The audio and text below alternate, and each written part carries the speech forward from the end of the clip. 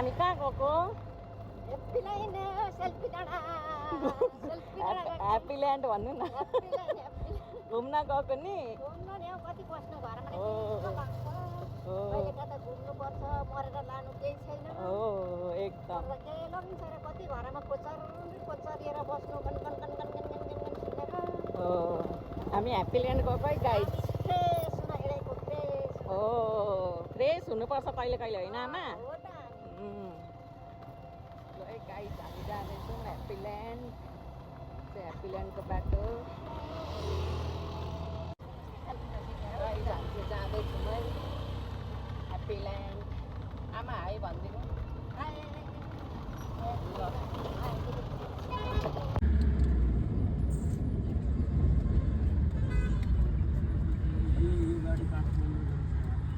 हामी चाहिँ फाइनली आइपुग्यौँ है ह्याप्पील्यान्ड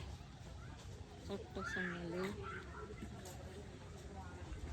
यहाँ हेर्नु ल कस्तो राम्रो भ्यू हाम्रो आमा पर बसिराख्नु भएको छ मुस्कान दिएर वाउ कस्तो राम्रो भ्यू है फ्लावर्स ओएमजी आमा कस्तो लाग्यो ह्याप्पील्यान्ड राम्रो भर्खर पसिँदैछ हो, पुरा अब हेरेकै छैन घुमेकै छैन अब घुम्नु पर्छ होइन साह्रै राम्रो फुल हो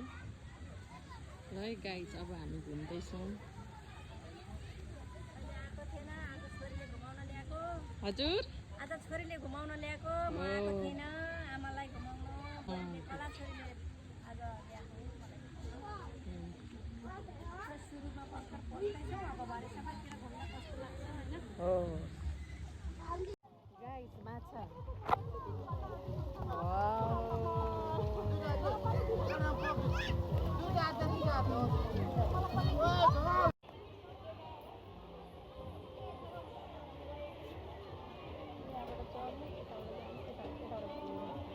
आमा रमाइलो भयो ह्याप्पील्यान्ड एकदम बेस्ट रमाइलो एकदम खुसी एकदम फ्रेस भयो म बिरामी पनि निको भयो होइन आधी बिमार निको भयो नि हौ मेरो हो यस्तो हुन्छ त्यही भएर आफ्नो घरको आमा बुवालाई कहिले कहिले यसरी डुलाउनु लानु होला गाई होइन आमा फ्रेस मुड फ्रेस हुन्छ बिरामी पनि लगभग आधी सरी जाति हुन्छ होइन आधी सरी छोरा बुहारीलाई यो बुद्धि आओस् होइन आमाहरूलाई खालि घरैमा के गर्नु कति गर्नु मरेर मात्रै घरबाट पाखा निस्किने हो र बाख्रा पो निस्केर हुन्छ घुम्ने हो त नि बाख्दाखेरि हेर्ने डुल्ने आँखा देख्दा खुट्टा टेक्दा कान सुन्दा यसो छोरा बुहारीले डुलाउन लैजाउन् नातिहरूले मरेपछि के डुलाउनु लगेर थन्काइदिन्छन् डढाइदिइहाल्छन् तब सक्यो सुन्नु हो नि गाई चाहिँ कति कामै काम मरेपछि भज्नु हरेर हो के गर्नु होइन मरिसकेपछि त सक्यो होइन आमा सक्यो जिन्दगी यो कता शरीर आज हो कि भोलि श्रीरामको झोली आज हो कि भोलि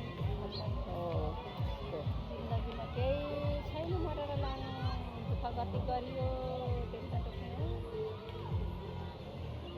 उनैको बासना नबोले पनि हाँसन माया बोलिराखन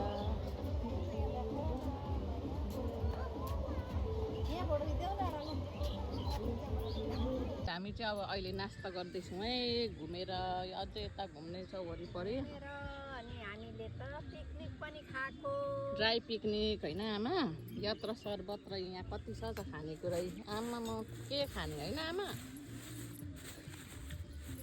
आमाको फेभरेट कुन हो अनार होइन आमा तपाईँको फेभरेट कुन हो फलफुल जति सबै मेरो फेभरेट हो हो हाम्रो आमाको फेभरेट फलफुल खाना खानुहुन्न त्यति धेरै खाना चाहिँ म खाँदैछु गाइज आज हाम्रो ड्राई पिकनिक होइन आमा अब छोरीले घुमाउन ल्याएको के खुवाउँछन् अब आमा चाहिँ खानु भन्नुहुन्छ म चाहिँ यस्तो खुवाउँछु गाइज होइन आमा अझै खानु बाँकी छैन हामीले सुरुमा जाने आमाले पनि देख्नुहुन्छ होला हामीले खाएको हो कस्तो छ मिठो छ दामी मिठो मिठो।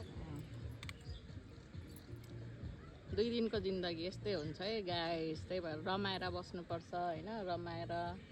2 दिनको जिन्दगी मरेर केही लानु छैन के कसो आमा? कोलाले ढकनी पकाइछन्, आलुको भाजी बनाइछन्, हो कति मिठो बनाइछन् छोरीले। अनि आमा जाउँ घुम्न भनेर लिएर आयो कि मलाई। म बुढी मान्छेलाई त कता के हो जिन्दगीमा अरूले घुमाएन।